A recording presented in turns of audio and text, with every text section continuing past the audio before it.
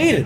Bueno, en Colombia, bueno, en Cali se derribaron dos monumentos. Uno de Sebastián de Belalcázar Moya, un psicópata asesino español que vino y acabó con muchos negros esclavos, muchos indígenas, y ¿En qué año? en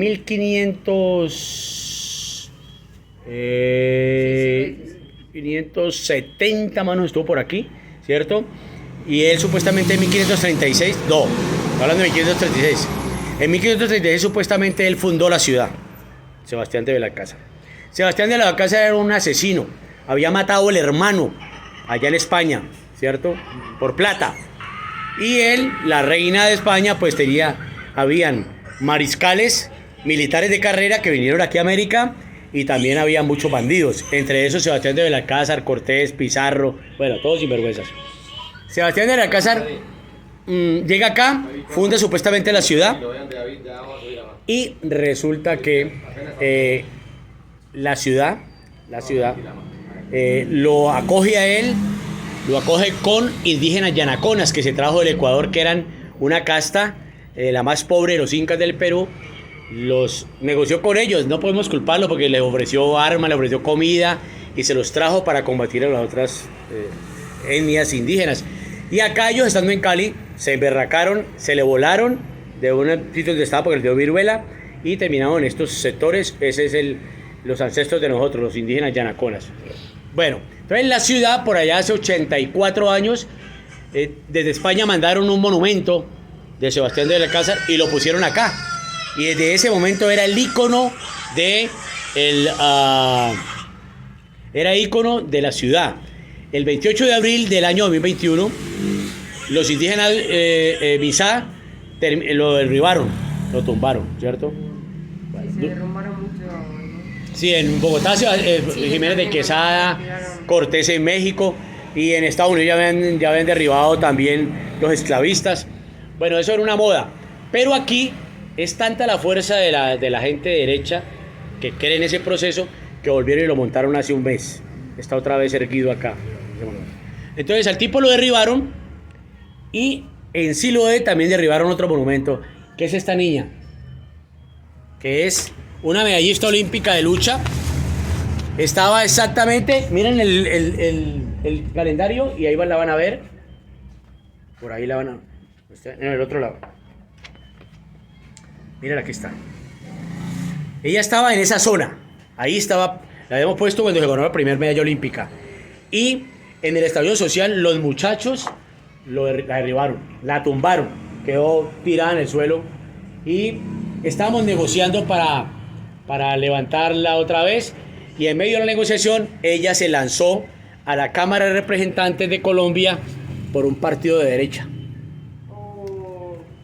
Entonces ya no hay posibilidades Ha perdido su oportunidad de volver a levantar otra vez. Ya no podíamos nosotros ir a pelear con la comunidad cuando ya habíamos negociado que la íbamos a levantar otra vez, pero la ven, o sea, para nosotros ella es un ícono y es una berraquera, para nosotros, porque sabemos de que es ganarse una medalla olímpica, pero en sí los muchachos, la comunidad, le tienen rabia, por envidia sé yo, porque no se comunicó muy bien con la comunidad, porque posiblemente se desclasó, y mire que terminó en un partido de derecha cuando había podido participar con las negritudes o con un partido menos. Claro, porque ella es negra también, ¿no? Sí, claro, obviamente. Entonces, bueno, listo.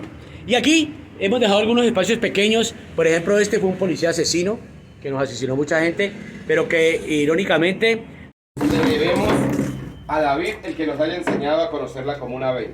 ¿Cómo haciendo, tranquilo? Él tiene su lema, como lo vieron allá afuera.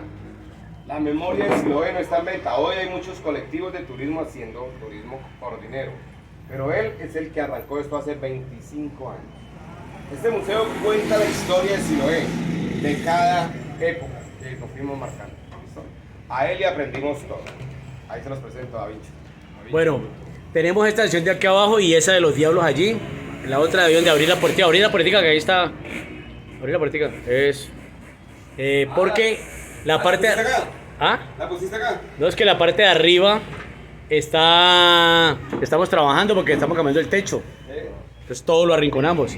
Pero este es parte de la memoria de los diablos de Siloé, que es una tradición muy de nosotros acá. ¿cierto? Aquí tienen esto y aquí le vamos a dar calendario de Siloé. A ver si se me metieron un problema con eso. Tome por aquí este Este es calendario. el calendario de Siloé. Bueno, entonces, esto es una tradición que nace en 1916 y que se mantiene todavía. Los muchachos salen a fin de año a bailar por toda la ciudad. Vestido así, ¿no? Sí, sí. De diablillos. De diablillos, sí.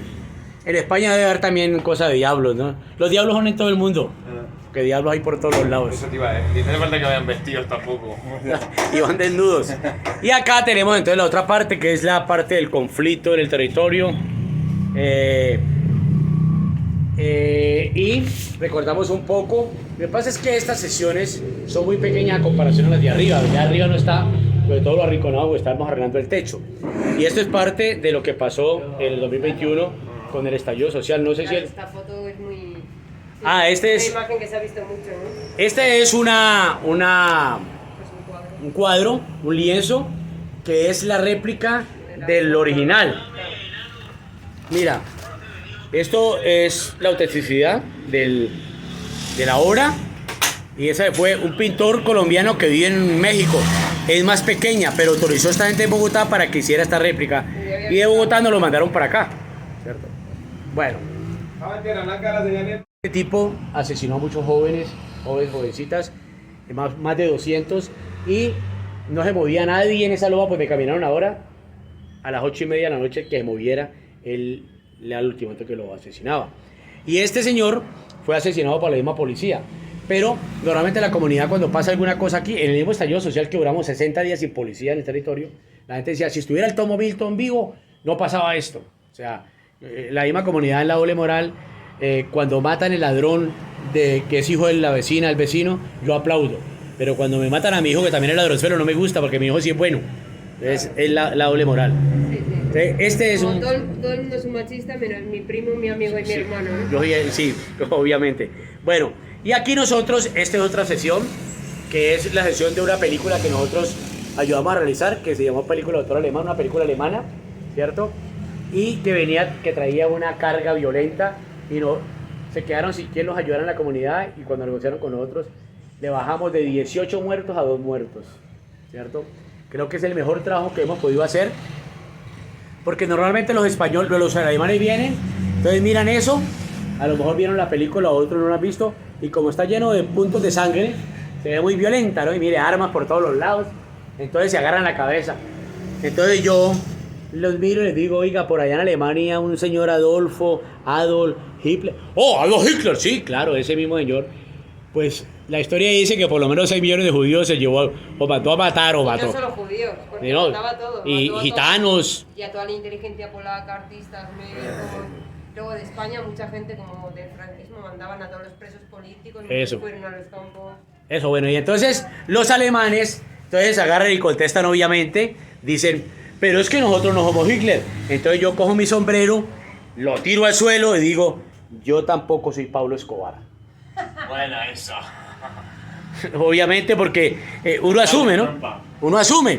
Ustedes, por ejemplo, son más frescos, pero aquí han venido españoles donde les mostramos un cuadro que está guardado de los españoles con los negros y los indígenas atacándolos, y entonces dicen, pero es que yo no soy bastante de la casa, pero usted es español.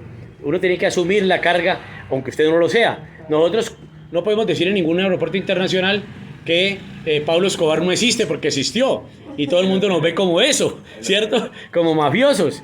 Y pues es una carga que uno lleva, que eso lentamente se va a ir desapareciendo. Uno no lo es, pero la historia del territorio sí lo es. Entonces, más o menos es como algo parecido. Y aquí confrontamos un poco esa historia, ¿no? La historia de Europa, que es una historia muy violenta, que nosotros no hemos sido los violentos, pero nos hacen ver que en América que los indígenas, nuestros negros esclavos, eran los más violentos del mundo, e inclusive en la época más violenta de Colombia, la época de la violencia, la época del narcotráfico, la época de los paramilitares, de la misma insurgencia, la cantidad de muertos, cuando uno los revisa, son un poquito a comparación a todos los muertos de Europa. Y la muerte ha venido de Europa, de Italia, de Francia, de España. Sigue estando ahí todavía. Y sigue estando todavía la muerte. Hombre, si en realidad, antes de llegar acá, realmente el Imperio Romano y la Iglesia Católica primero invadió toda Europa, impuso tanto el castellano como la religión católica en toda Europa, y cuando acabaron, eso fue del siglo V al siglo XV, y en cuanto acabaron se fueron a África y a Sudamérica, o sea, a hacer lo mismo. Sí, porque claro. En realidad también nosotros todos éramos indígenas, teníamos otra lengua, otra cultura, hasta que nos impusieron la religión católica y todo era pagano. Ajá. Todo lo que no era... Y ha sido tan fuerte que todavía ustedes en España asumen algunos la historia del rey, la reina y todo eso. Bueno, hay mucha gente que está resistiendo en este momento. Sitio, ¿no? Por ejemplo, hay sitios más... Yo, por ejemplo, donde vivo la gente es... Yo vivo en el País Vasco, donde la gente es independentista, entonces, y obviamente antimonárquica y se le considera al Estado español como pues unos asesinos y como algo que nos oprime, ¿no? Pero no han podido independizarse. No, porque nunca nos lo han permitido. Y durante toda la dictadura franquista se encarcelaba y se mataba a la gente solo por hablar euskera, que es el idioma que tenemos allí. Sí, sí, sí. O sea, y eso hoy en día sigue vigente. Ujú. Y luego en el siglo XV, cuando vinieron aquí los españoles, que a nosotros mismos nos dicen eso, ¿no? Dame nuestro oro, yo, ¿qué oro? Sí, ¿no? Sí. O sea, al final eso lo tiene toda la Iglesia Católica, toda la platería, o sea, yo soy conservador y restaurador, eso, hay libros de por dónde entró eso que se robó. O sea, se sabe que eso entró en el puerto de Sevilla en el siglo XVI, pero eso quién tiene, eso lo tiene toda la Iglesia Católica, no tenemos los españoles. Sí, sí, sí, obviamente. No, Porque todo lo ahí que... había una crisis económica, la gente cuando pasó eso aquí, la gente en España se moría de hambre porque no había comida. Pero ¿quién vino aquí? Pues lo que tú has dicho, los mariscales, Aquí no vino cualquiera tampoco. Los usurpadores. Y se llevaron todo. Y hoy en los museos de... Fue un genocidio y sobre todo cultural. Ajá. Y ustedes después pasaron ese dolor con Franco y todo ese cuento allá. Bueno, esa historia de ustedes es muy berraca, con los gobis y pero gobis sigue llegando. muy presente, todas esas heridas, porque hoy en día sigue todo eso ha pasado, mis padres han vivido eso. O sea, todavía eso sigue súper vigente y todavía la gente tiene odio porque a mi abuelo le mataron por ir a la iglesia o a mi abuelo le mataron por no ir, ¿no? Entonces como que hay esa lucha de antifascistas, fascistas y hay... Pero por ejemplo para mí que siga habiendo rey es como...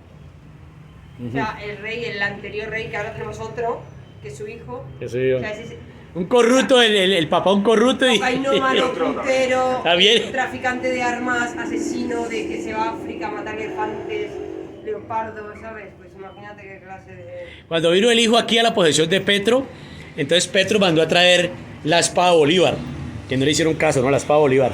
Y el tipo no fue capaz de ni siquiera levantarse, ni siquiera mirar, porque ellos ven a Bolívar como un traidor, cuando Bolívar para nosotros es nuestro símbolo, ¿sí me entiende? Pero es que la historia depende de cómo usted, qué parte de la historia y cómo te la cuenten. Sí. Precisamente, Siempre la escribe el que gana. sí, sí, y siempre, precisamente esto es un contramuseo. Aquí, lástima que no tengamos arriba las cosas exhibidas, están totalmente guardadas en medio de todo el polvero. Pero lo que nosotros tratamos de hacer aquí es contar esas historias, contar las historias de los perdedores, porque las poblaciones populares son las que pierden. En el estallido social, no sé si vos lo llevaste ya al Rompoy. ¿Ya le mostraste todo? No, ya voy a hablar. Ah, bueno, ahorita cuando les muestren toda esa historia, el establecimiento piensa, no piensa, sino que le hace creer al mundo de que los muchachos en el estallido social, ellos se mataron entre ellos, se dispararon entre ellos, y eso es lo que le venden. También hemos aprendido, porque aprendemos con la burguesía, las universidades privadas han llegado, y yo aprendí también, porque al principio nosotros teníamos esta apuesta de todas estas cosas, como por ejemplo, tú que eres tan fuerte, tan vigorosa, eso no pesa nada, agarra ese coso, mira, para contar la historia de ese escudo. Míralo, a ver, eres una mujer muy fuerte. Hostia. Hostia, Esos son los escudos que... Lo movían, ¿no? Eso es el aporte del senador Bolívar, porque vio que estaban matando tantos muchachos y entonces creía que mandando a hacer esos escudos tan fuertes de acero inoxidable no traspasaban las balas. Pero toque ese puntico, bala de fusil.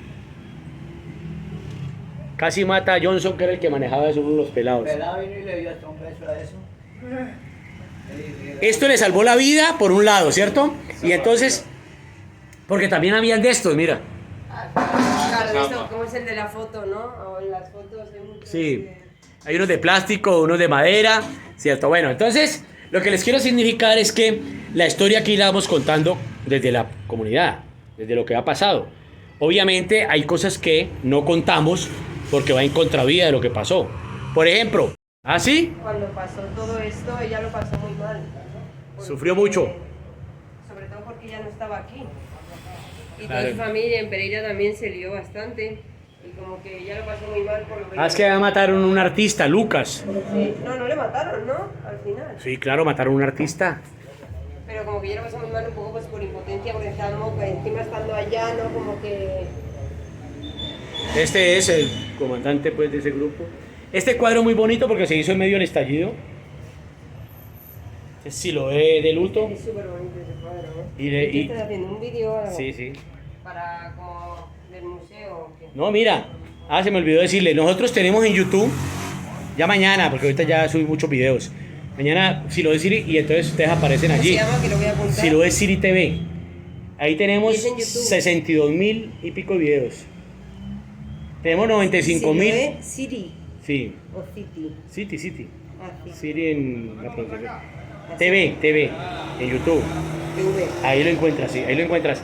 Y tenemos, si ya hacen parte de ese recorrido, seguimos como 95.900 seguidores y el 42% de nuestros seguidores, ¿saben de dónde son? De la India. No sabemos por qué, pero creo que porque aprenden español con nuestra carreta. Chao, que estés bien. Aprende castellano con Siloé. Oye, ¿Ah? muchas gracias. Bueno, Sigue que esté bien. haciendo ese trabajo. Chao. Yo soy conservadora, historiadora y conservar la historia. Qué bien, qué Es bien. lo único para que no la volvamos a repetir todo el rato. Eso, qué chévere. Gracias por la lección. Está bien. Ya, Bueno. pasa, hermano. Bueno, terminamos esta visita al museo.